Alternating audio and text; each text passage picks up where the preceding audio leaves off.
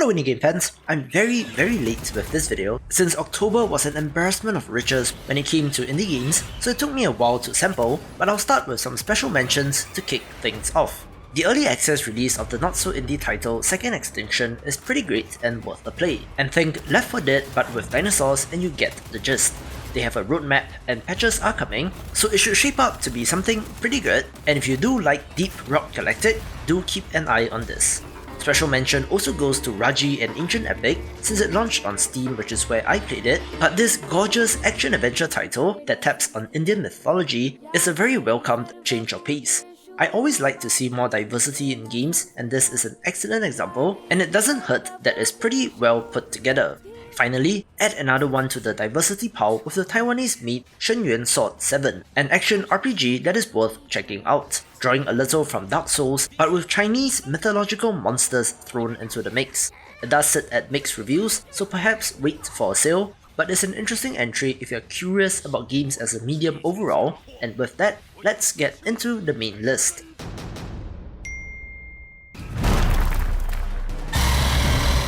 While Foregone does look very much like Dead Cells, this is not a roguelike platformer, but rather a loot-driven action platformer, so think Diablo but as a side-scroller and you get the idea.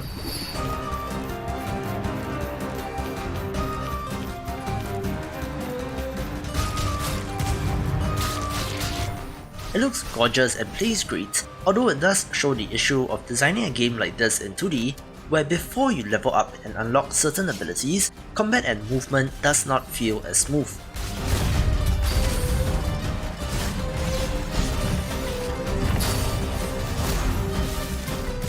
Great effort though, and I would love to see a full-blown Metroidvania title with this look.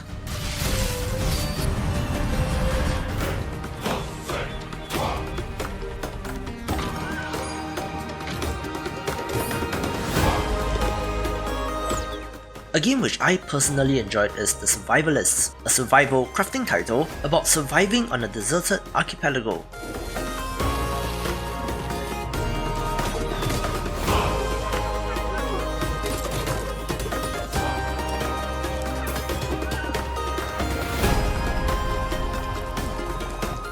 The training of monkeys in this is the best part, where you can use them to gather resources or even fight for you, with a pixel art style that I do like.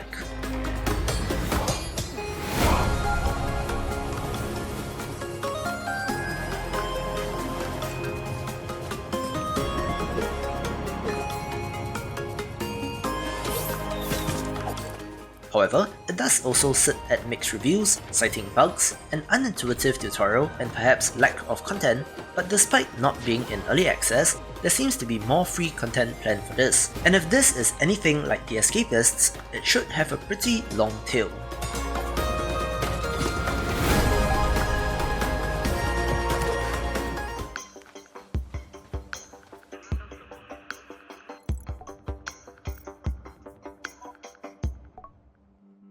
The heist title Teardown immediately captured the attention of many when it was shown off due to the physics and destruction system in this, and especially with the fire propagation, and now that it's in the hands of players, the feedback has been overwhelmingly positive.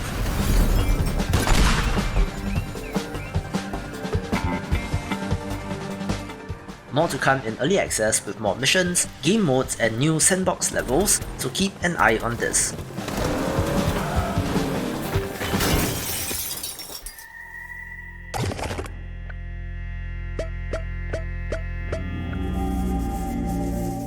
Gone 2 is the sequel to a hidden gem roguelike platformer from 2016, and in many ways feels the same as Spelunky 2 was to Spelunky HD. That is to say, retaining much of what made the original great, but adding new facets here and there.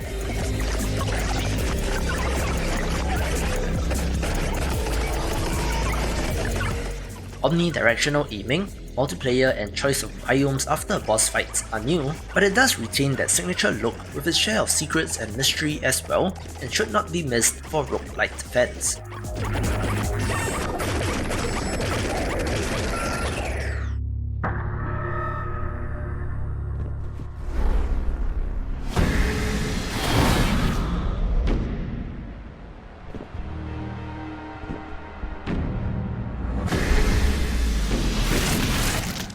A smaller title which I'm surprised has not taken off as much given the pedigree and the publisher, this Room is an action game about dodging saw blades, where the gimmick and mechanics change from area to area, resulting in quite the clever action puzzle title, where it is as much about reaction time as it is about choosing the right power-up for the level.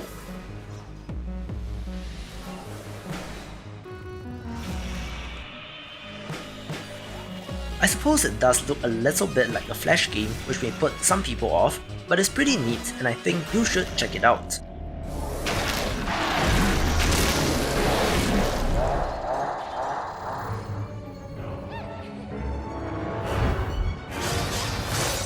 There have just been a handful of traditional turn-based roguelikes, with the action or deck building variants being much more popular, so I'm very glad about the existence of Crown Trick. If you're not familiar, this is a turn-based dungeon crawling experience that takes place on a grid, with the now familiar permadeath and procedural generation of the levels.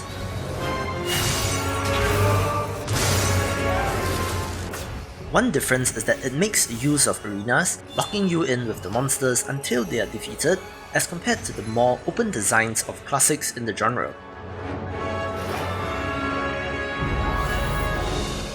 It feels a little less punishing as compared to some of the others in the genre, and seems like a good introduction for new players, although a new difficulty mode has been added recently.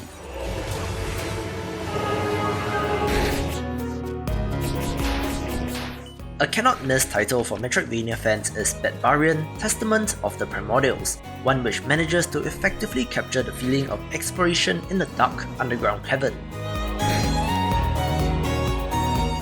While it does look like a bog standard one of these, my first thought when I saw this was that this game is very dark, but the illumination from your bat companion lights the way, which does give this game a very unique feel.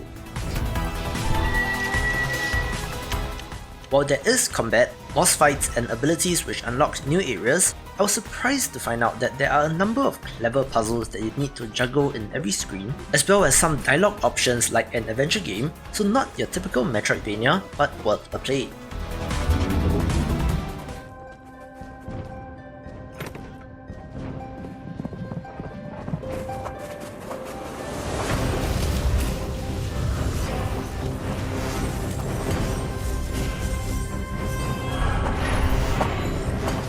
One of the pleasant surprises of the month was Ninth Dawn 3, an open-world monster taming action RPG which may look a little simple but is totally worth a play.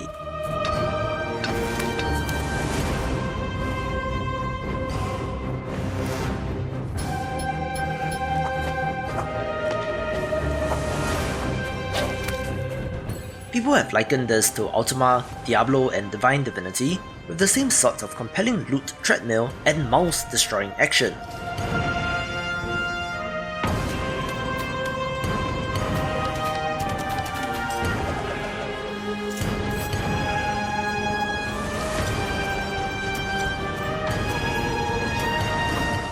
Most interestingly, there is a monster taming aspect where captured creatures will follow and fight with you, with the usual loot and crafting systems in place.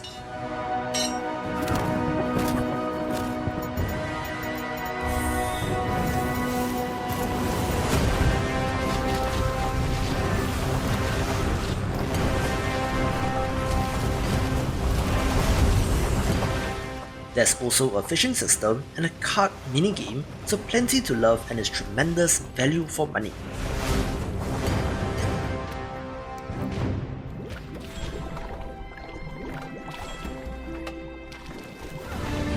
I thought that it was pretty brave of the developers of Solasta, Crown of the Magister to be releasing their game in the same month as Baldur's Gate 3, but by God, they did it. 1,000 years have passed since the Cataclysm. The Manakalan Empire, all but forgotten. Many seek the lost secrets that lie at the heart of its ruins. Powerful magic, wielded only by the ancient masters of old. Now, evil forces seek to harness this power. Unless brave heroes stand to unite against them, This is a classic party-based CRPG which uses the 5th edition Dungeons & Dragons rule set and is very faithful to the system down to the character creation and D20 combat. It's an epic tactical RPG experience but is in early access with Act 1 complete and 2 more to go, but it did have a very promising start.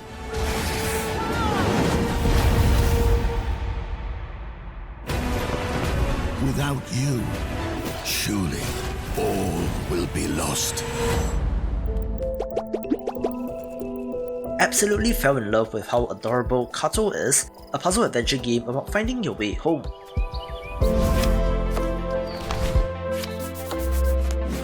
As stated in the title, it is all about cartography and maps, where you can rotate and reposition map pieces to solve puzzles and help NPC characters. There are also some clever, subversive ways that this mechanic is used, with some tricky puzzles that may be a little bit frustrating, but very wholesome and wonderful nonetheless.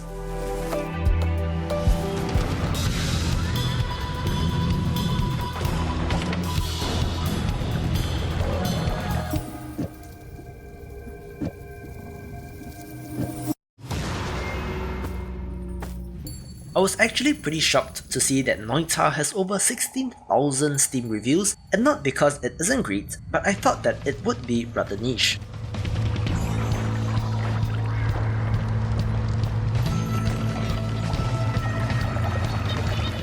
This is a roguelike platformer where every single pixel is simulated and is one of the most impressive pieces of tech as a result.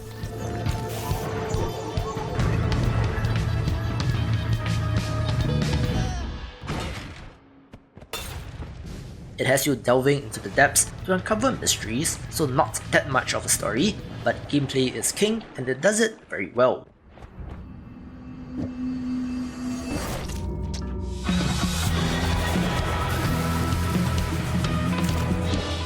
Your elemental powers are granted by a number of magical wands, where you can use them to electrify or freeze water, cool lava, blow up explosive gases and more.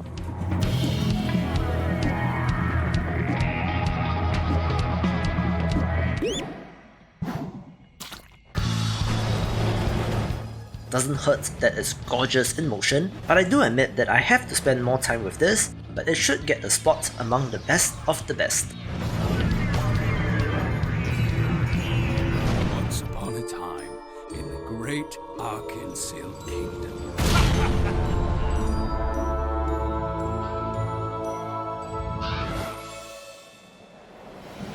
One of the wonderful surprises that was very appropriate for Spooky Month is Pumpkin Jack, a 3D platformer that would not be out of place on the PS2, although it does have that modern sheen and polish.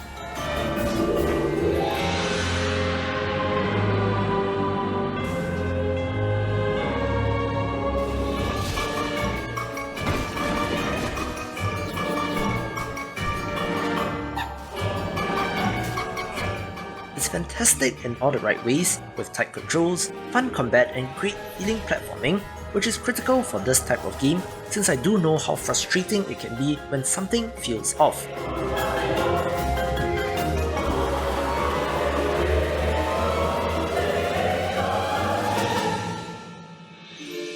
The devil gave Jack one simple mission: find the wizard and destroy him.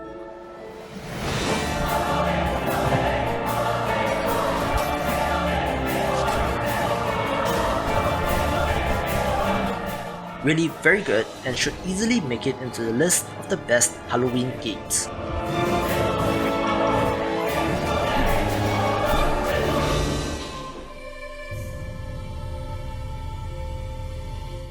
You guys know that I'm a fan of the 2D Souls-like title Salt and Sanctuary, and while Vigil the Longest Night doesn't quite compare to it, it does get very close to a very high bar.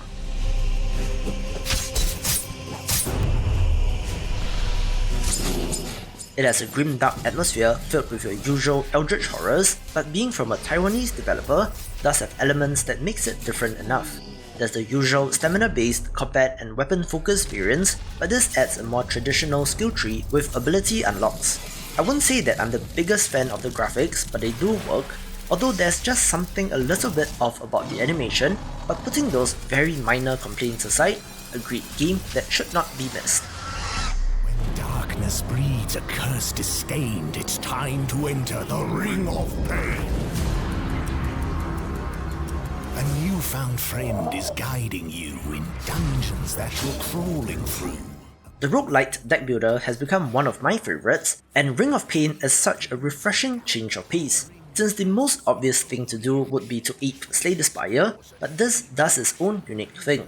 This is essentially a turn-based RPG with equipment, loot, random items, and the ability to rotate the cards in play like a carousel to skip enemies or events that you do not want. Super sweet, disturbing art style as well, and is up there as well among the greats. Careful who you listen to. Darkness waits to prey on you. Observe the ring and strategize. Learn, adapt, or face demise. I have a gift on one condition. Quench the thirst. It's your audition.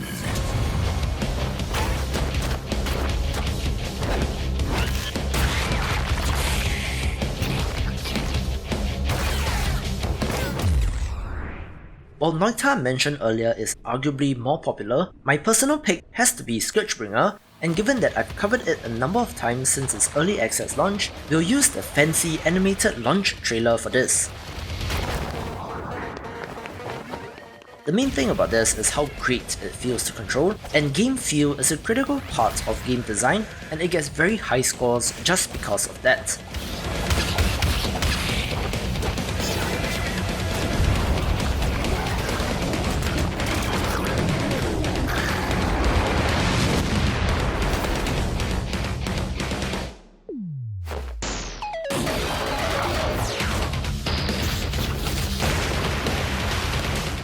The description of Dead Cells crossed with Solasta is very apt, given that there's some amount of air control, but zipping around, slashing enemies and so on just feels awesome.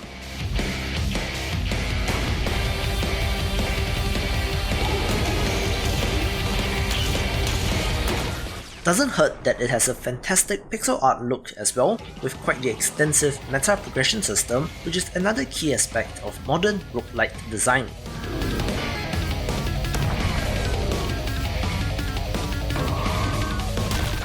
If you know me, this is totally my jam, so it takes the #1 spot.